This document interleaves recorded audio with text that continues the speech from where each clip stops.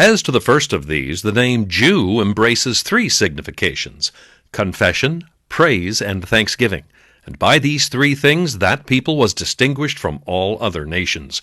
The Jew alone had been chosen as the confessor of God, while all the rest of the world had abjured his service.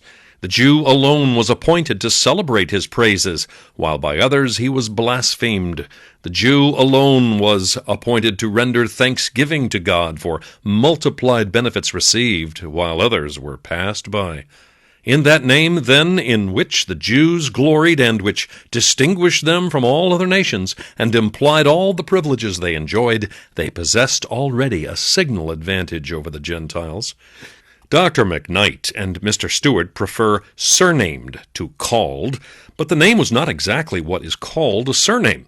It was the name of a whole people. The word called or denominated is more appropriate, for it answers both to their name as a people and to their religion, both of which are comprised in the name Jew. And restest in the law, that is to say, thou hast no occasion to study any other wisdom or philosophy than the law. It is thy wisdom and thy understanding, Deuteronomy 4:6.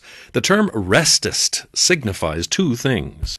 The one, that labor was spared the Jews of employing many years and great endeavors and traveling to distant countries, as was the case with other nations, in acquiring some knowledge and certain rules of direction. The law which God had given them rendered this unnecessary and furnished abundantly all that was required for the regulation of their conduct. The other idea which this term conveys is that they had an entire confidence in the law as a heavenly and divine rule which could not mislead them, while the Gentiles could have no reliance on their deceitful philosophy. And makest thy boast of God, namely, in having him for their God and being his people. While the Gentiles, having only false gods, were without God in the world, Ephesians 2:12, the Jews had the true God, the Creator and Lord of heaven and earth, the Lord who had performed glorious miracles in their favor, who had even spoken to them from the midst of fire, for the author of their calling, for their deliverer, for their legislator, for the founder of their government, and for their king and protector. His earthly palace was in the midst of them. He had regulated their worship and caused them to hear his voice. The other nations possessed nothing similar. They had therefore great reason to glory in him, and on this account David said that in God was his strength and his refuge. Psalm 18, Psalm 42:7, and Psalm 144.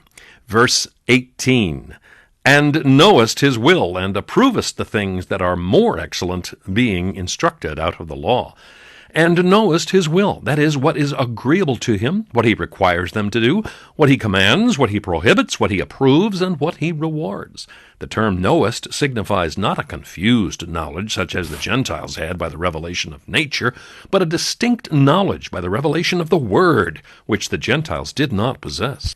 He showeth his word unto Jacob, his statutes and his judgments unto Israel.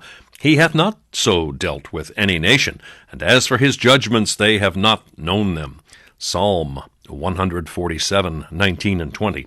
At the same time, the apostle does not mean to say that the Jews had a practical knowledge of the will of God, for he immediately accuses them of the contrary. And approvest things that are excellent. This is the fifth advantage which follows from the preceding.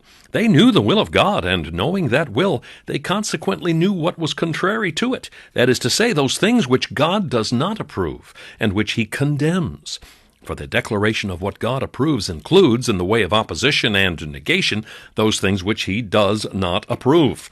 From this we learn the perfection of the written law in opposition to unwritten traditions, for nothing more is needed in order to know the will of God, and to discern what contradicts it. Being instructed out of the law, this refers to the two preceding articles, to the knowledge of the will of God, and to the discernment of the things that are contrary to it. From their infancy the Jews were instructed in the law.